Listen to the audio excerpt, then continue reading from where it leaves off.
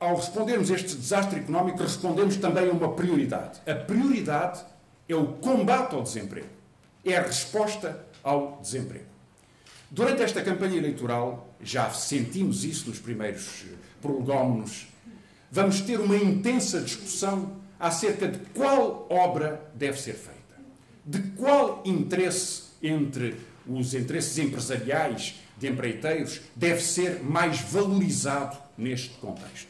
Teremos associações diferentes a combaterem por detrás de programas diferentes dos dois partidos que aspiram a dar-lhes alguma encomenda. A nossa resposta desde já tem que ficar clara. A nossa prioridade é o combate ao desemprego. E é o combate ao desemprego porque conhecer a gravidade do desemprego é o princípio de uma política socialista. O desemprego representa em Portugal, em 2009, uma perda de 21 mil milhões de euros em trabalho que não é feito, em produto que não é produzido, em descontos para a segurança social que são perdidos por causa do desemprego, em subsídios e apoios aos desempregados que têm que ser pagos àqueles poucos que ainda o recebem.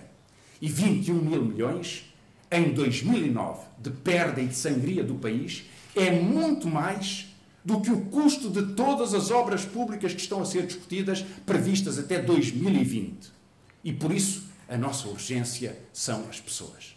Primeiro as pessoas e a resposta ao desemprego antes de tudo, porque é assim que se responde ao colapso da situação da política económica.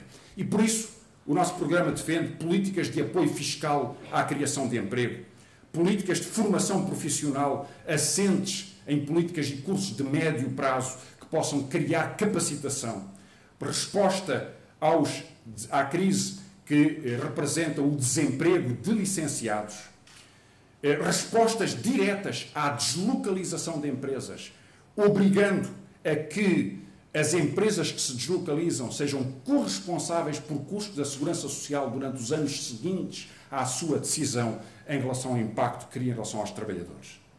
E nesse contexto, apresenta este programa um vasto conjunto de medidas. Eu vou destacar 5. 5 medidas fundamentais. Por uma razão, é que todas elas respondem a estrangulamentos essenciais da vida coletiva em Portugal. E as nossas palavras essenciais, já ouvi o que o Primeiro-Ministro se propõe a apresentar. Obras, financiamentos, apoios, as nossas respostas são de outra natureza. Se primeiro estão as pessoas, as nossas palavras-chave são justiça e respeito. E é com justiça na economia, justiça na saúde, justiça no combate ao desemprego, justiça na segurança social, justiça na educação, justiça na justiça, que nós queremos criar uma política de respeito que intervém onde estão os nós que estrangulam a vida da sociedade portuguesa. E apontarei 5. Em primeiro lugar, neste programa apresentamos uma proposta para a reanimação económica.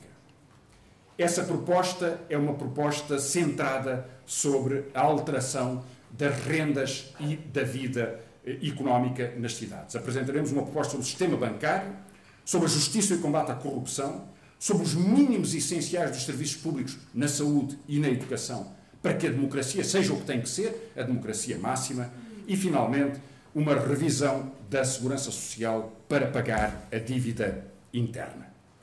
A primeira destas medidas é uma proposta sobre a reabilitação urbana. Fazemo-lo porque identificamos aí um dos estrangulamentos mais graves da vida das cidades que afeta tantas pessoas. Em Portugal há 500 mil de casas desocupadas. 300 mil delas não estão colocadas no mercado. São indisponíveis. Ninguém lhes pode chegar. São reservas de valor. São formas de especulação. Ou são casas totalmente degradadas e, portanto, imprestáveis para as pessoas. E por isso mesmo o Bloco de Esquerda apresentou um conjunto de propostas neste programa que insistem sobre uma transformação profunda da vida das cidades com impacto no rendimento das famílias e das pessoas. A primeira medida que propomos é aquela que conduz à obrigação de que estas casas sejam disponibilizadas para alugar e para vender. E seguimos um exemplo, não inventando nada de novo neste campo, do que aconteceu em várias cidades francesas. elevou-se o imposto que obriga os proprietários que têm casas degradadas ou casas em especulação a colocá-las no mercado sob pena de terem que pagar, sob preços atualizados, os 5% de IMI que castigam a especulação e que castigam a degradação dessas casas. E essa é a primeira medida que tomamos, é a partir daqui que se muda a vida das cidades. A segunda medida corresponde a esta. Para os senhorios que não tenham capacidade para reabilitar a sua casa, então deve haver um crédito bonificado que permita apoiar o seu esforço para assim a disponibilizar. E para todos aqueles que não tenham nenhuma capacidade financeira para o fazer, o Estado deve propor uma terceira medida em conjugação com as câmaras municipais, que é assumir totalmente o custo da reabilitação e ficar com a casa alugando-a durante 5 ou 10 anos para recuperar o seu custo e depois, naturalmente, devolvê-la ao seu proprietário. Os efeitos conjugados destas medidas são de enorme importância. Não esperam por um aeroporto daqui a 10 anos. Não esperam por um TGV daqui a 5. Não esperam por nenhuma promessa. Fazem. E fazem agora, quando é preciso criar emprego. A reabilitação urbana não dá trabalho à Mota-Engil ou às grandes empresas nacionais e multinacionais de construção. Mas, em contrapartida, envolve dezenas de milhares de trabalhadores e de artífices e de artesãos que são capazes de fazer a reabilitação no casco das cidades velhas, no interior dos bairros onde não existe ninguém a viver. No Rossio hoje há 2 pessoas a viver. No Rossio de Lisboa há 2 pessoas a viver.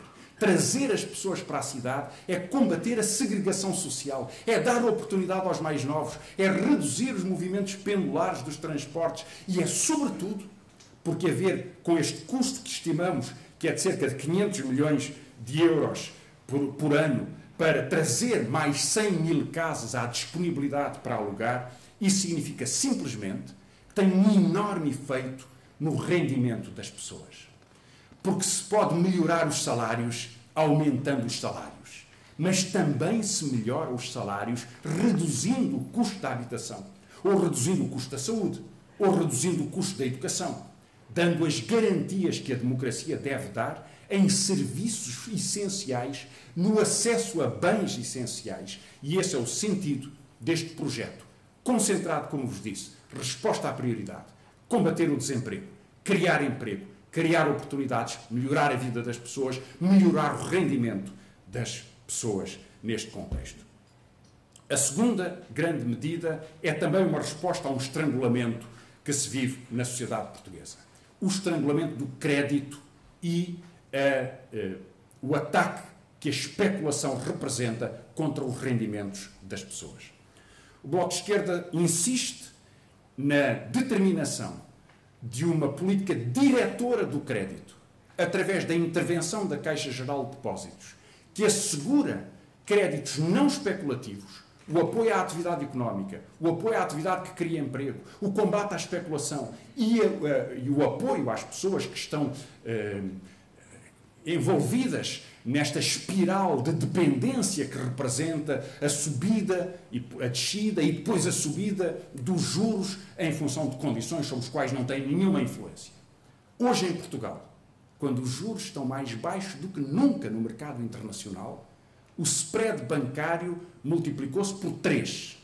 Ou seja, a banca comercial responde às dificuldades das pessoas porque o juro baixa, aquele juro que a banca paga aos bancos estrangeiros, então aumenta o spread para que aquele homem ou mulher, aquela família que paga os juros do crédito da sua habitação, tenha que continuar a pagar cada vez mais para financiar as despesas e os prejuízos que estes bancos têm seguido. Uma política diretora de um serviço bancário público anula esta capacidade especulativa, destrói esta prisão que o abuso dos spreads representa para as pessoas. E é, portanto, uma resposta essencial também à reanimação económica, também à atividade criadora de emprego e, sobretudo, no respeito pelas pessoas, que é um aspecto tão decisivo desta política.